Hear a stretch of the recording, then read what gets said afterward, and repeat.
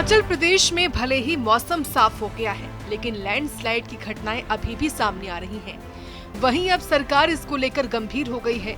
सरकार ने आपदा से जूझ रहे हिमाचल को बचाने के लिए बड़ा कदम उठाया है।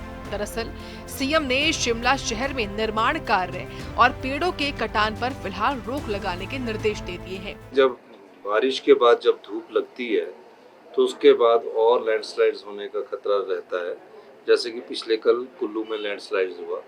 मेन मकसद अभी भी हमारा ध्यान है कि जो सब्जी किसान की है, जो बागवान का फल है, वो मंडियों तक पहुँचे। अभी उस संदर्भ में बात हुई है और कुछ एक चीज़ों को हमने दोबारा से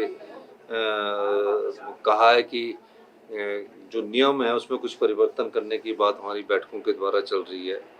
और अभी हमने शिमला में, क्योंकि बारिश के बाद जहाँ खुदाई का काम है, उस संदर्भ में अभी मैंने चर्चा की है कि जो अभी हमारे मकान का काम शुरू है या कोई और काम शुरू है, उसको कुछ समय के लिए हमें कैसे रोका जा सकता है, उस दृष्टिकोण से भी हम बात कर रहे हैं। निश्चित तौर पर शिमला से पेड़ काटने के लिए भी हमने मना कर दिया जब तक कोई उसके सर्वे नहीं हो जाता कि ये पेड़ बहुत डेंजरस है।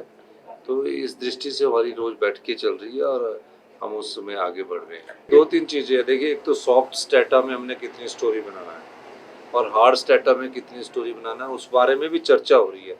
नियमों में चर्चा हो रही है, स्ट्रक्चर इंजीनियरिंग कैसे हो, कैसे बदलना है।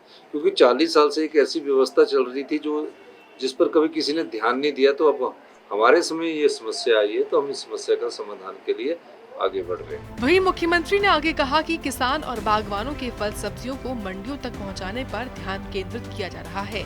इसको सड़कों को दुरुस्त करने का क्रम भी जारी है।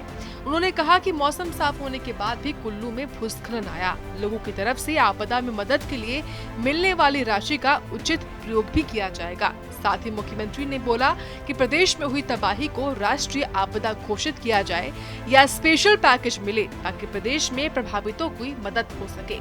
सूर्य समाचार के लिए शिमला से कमल ठाकुर की रिपोर्ट।